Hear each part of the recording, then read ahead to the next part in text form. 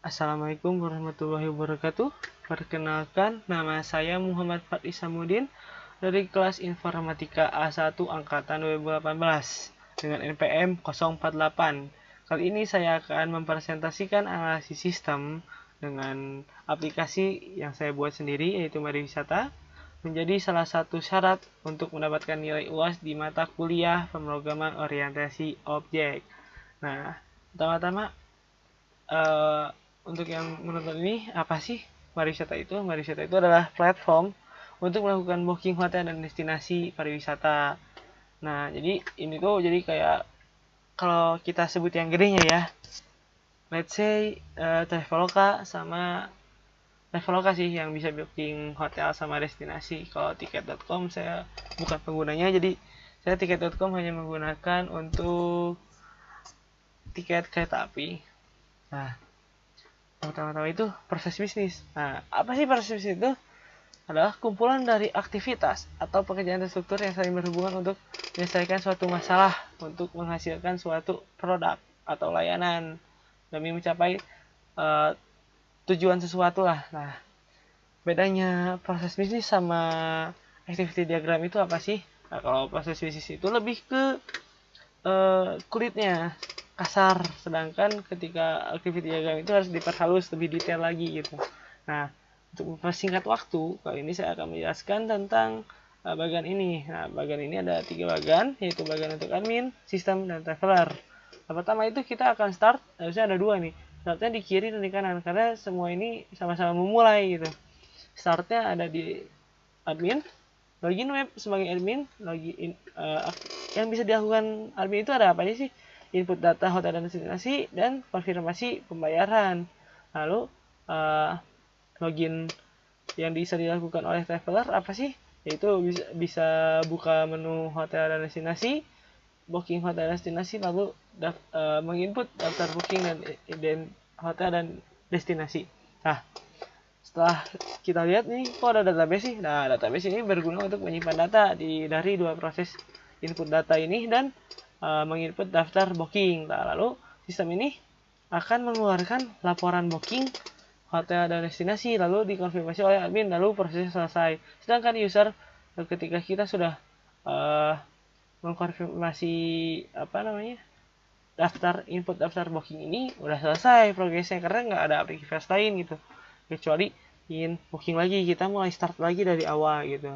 Lalu selanjutnya itu use case. Use case adalah sebuah teknik yang digunakan dalam pengembangan sebuah software atau sistem informasi yang menangkap kebutuhan fungsional dari sistem yang bersangkutan. Nah, use case ini terkenal dengan bukan minion ya, kira-kira stickman. Stickman di sini disebut dengan aktor. Aktor di sini bertugas sebagai ya gambaran lah. Oh, aktor tuh gambaran orang ini tuh jadi apa gitu. Di admin ini ada bisa olah data, lihat data hotel, lihat data destinasi, olah data destinasi, kumpulan data booking, lalu ada kumpulan data user.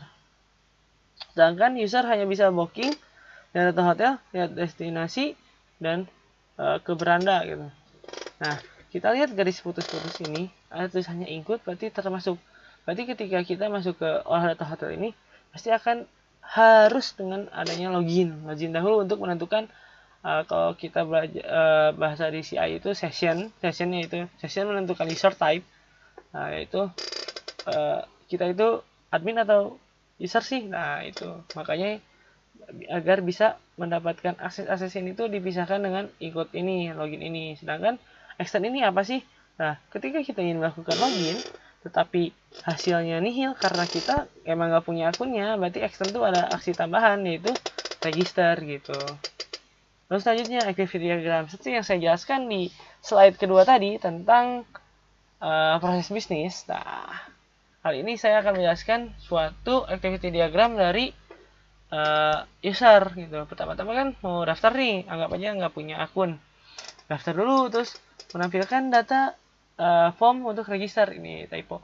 Lalu ini isi form, input, lalu di save di database datanya, lalu kembali ke home, login, lalu ke show, form login, masukin form login, isi form, validasinya berarti menolak ukur ke sini. Nah, setelah validasi kalau ya ke bawah, kalau enggak ya ke atas lagi sampai ya kalau kita buka Facebook gitu kan gagal pasti balik lagi ke situ terus tetap. Nah, lalu habis ini memunculkan data hotel destinasi, lalu bisa memilih hotel destinasi, lalu diklik booking, lalu sistem memasukkan dalam keranjang, lalu nge-save data bookingnya, disimpan, lalu dikirimkan, divalidasi, lalu diberi notifikasi berhasil, lalu ini usernya bisa ngelihat wah udah berhasil nih. Nah akhirnya ini ada option mau booking lagi nggak, kalau nggak ya udah logout, selesai prosesnya. Kalau mau booking lagi ya kita kembali lagi ke setelah tahap validasi ini gitu. Terus selanjutnya ada apa sih, yaitu sequence diagram, yaitu diagram yang menjelaskan interaksi objek dan menunjukkan komunikasi di antara objek tersebut. Sequence diagram berkaitan erat dengan use case diagram, yang mana satu use case akan menjadi satu sequence diagram. Nah, kali ini adalah use case aksinya tentang booking. Jadi satu sequence saja ya, untuk contoh. Ini ada user, lalu sistem dan database. Ketika kita klik booking, ini data yang dari kita sudah dimasukin keranjang di booking ini, dimasukin database. Set, valid, udah valid nih. Karena valid ini ditentukannya dengan adanya isi keranjang atau tidak. Nah, kalau ada keranjang ya valid, lalu minta data di user untuk melakukan proses selanjutnya, yaitu pembayaran. Nah, kalau nggak ada kosong gitu ya, kan ini tuh yang saya tonton dari video yang dikirim Pak Agin itu. Kalau bagian satu ini adalah if yang true, sedangkan yang ini else-nya yang false.